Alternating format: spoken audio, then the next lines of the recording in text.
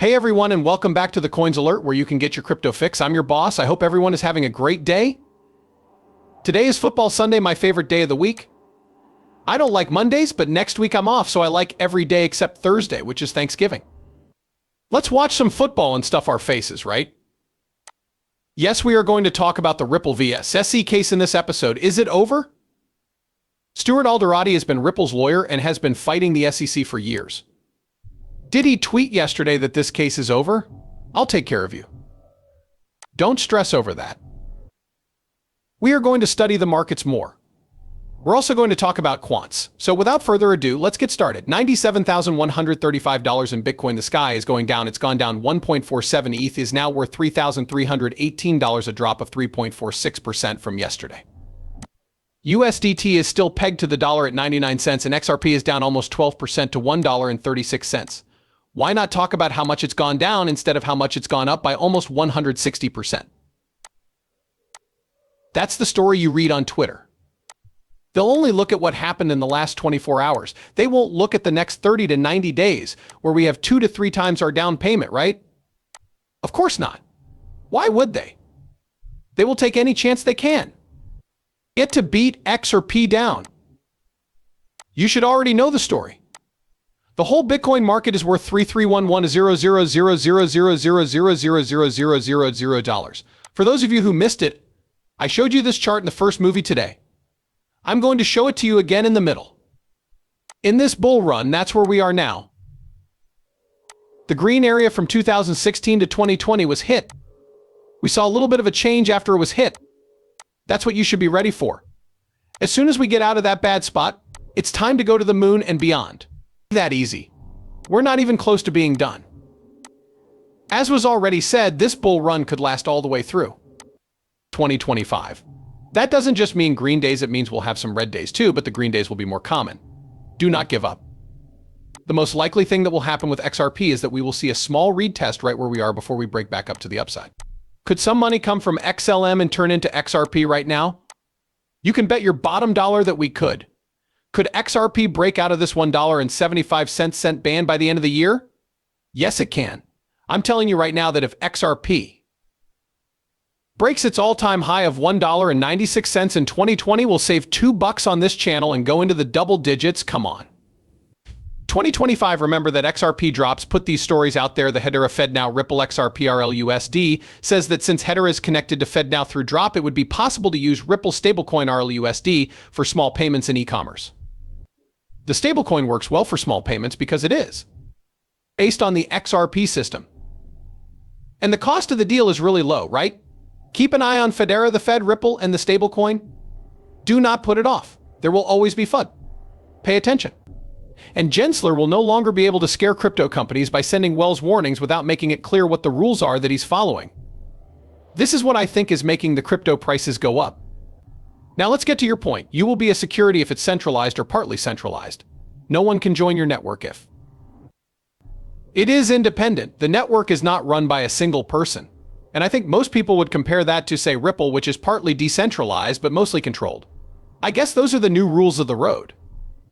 Besides that, there are also new rules that must be followed. Let's hope Trump's 21 passes, right? The number 21 is on this bill, but I think there is a much, much better chance that it or something like it can get through. Now, it's crazy to me that we're still talking about whether XRP is controlled or decentralized in 2024. This shouldn't be talked about anymore. This is not the time for a talk. The record for XRP is spread out. No one controls XRP. The XRP ledger can be added to by anyone. You don't need to get permission from anyone. How do we know? Who can remember? Let us go back in time a bit. Stuart Alderati replied, well, the SEC just walked in and started building on top of the XRP ledger. They didn't need to ask anyone for permission. You can start running any job you want on the ledger, just like you can now. You don't need to ask anyone for approval. People still think this way, and they still want to try to control the story behind XRP's value. It doesn't make sense. It does make some sense, though, right? They want to control it and change it, and it's bad for all the other coins out there. Don't forget that XRP is the coin that banks use. The banks and big money want XRP to be in cryptocurrency, but we don't. That story changed because now all the big money, including banks and institutions, is coming into Bitcoin. It's funny how that works. You're all for it when it works out for your coin. That is, if it's in favor of an asset that could be bad for your air quotes environment. then you don't want it, right? Whether it's called Solano or Cardano, I used this altcoin to make 42,000% during the bull market. Why do I need to show you this? Because it's still possible to make 42,000% in these markets and on single coins, right? After that, Rand Neuner. There is no bigger POs in crypto than Rand Neuner. He lies, tricks people, scams people, and is a fake. He does everything you could ask for. He says, look, I work in the trenches every day, and I've never met anyone building on HBAR, XRP, ADA, Algo, KSM, or IOTA. But today, all of these coins have gone up more than 20%. Let me take you back to June 18th or June 28th, 2018, when Rand Neuner was at Ripple's office, signing NDAs to find out what the company was working on and to see what was going on behind the scenes. Rand said yesterday that he has never met anyone who built on top of XRP, even though Ripple is the biggest builder on top of the XRP system. This is what we call, I think this is just, and I was going to say fraud, but it's not a fraud. What I meant was manipulation. This is an attempt to trick people. Really, I never, ever wish that anyone in crypto would lose something or have something bad happen to them. That being said, I'm glad Ryan lost more than $100 million on his little Luna mess. Do you know? He is a bad person. That seems like the best way to put it here. This is the text that Stuart Alderati sent out. It says in this, and we're going to break it down. Victory has 1,000 fathers, but don't forget the bravery of Brad and Chris, as well as the strength and skill of Ripple's team, especially the lawyers, most of whom have never sought fame on Twitter. Great move, cleared the way. Ripple gave us the plan we needed to beat Gary Gensler. The war on crypto. We left the door open long enough for the business world to stay alive and take advantage of this amazing chance. In the worst times, the faith and support of the XRP army gave people much-needed hope. In a way, Stuart was teasing us by saying that the lawsuit between Ripple and the SEC is finally over. He thanked everyone who was involved and worked hard to win the case. He says we left the door open long enough for the business to stay alive and take advantage of this amazing chance. What does he mean? He's saying that Ripple's work here opened up possibilities for the whole cryptocurrency market.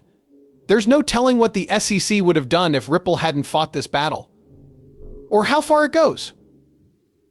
Ripple laid out a plan to beat Gary Gensler's war on crypto. Again, Ripple played a key role in creating a model or plan that other crypto companies could use to fight back against government overreach, especially against SEC Chairman Gary Gensler. What about victory has 1,000 fathers? This saying means that every time something good happens, lots of people want to take credit for it, which you know a lot of people want to take the lead. After that, he ends it. In the worst times, the trust and support of the XRP army, remember, XRP family gave us much needed hope. It says that the XRP community's unshakable faith in Ripple and their public support is what keeps them going when things get tough. That is, he is recognizing the help from all of us who own XRP kept them going when they couldn't see a way out. They thought it would go on for years and years and days, but it kept going. That he read and saw that we supported what Ripple was doing kept them going, and in this fight, which we all know ended in our favor. The court case is almost over. Gary Gensler is leaving the SEC. I promise that the case will be dropped right away. That's how I'll leave it. Please wash your hands. Be nice to each other.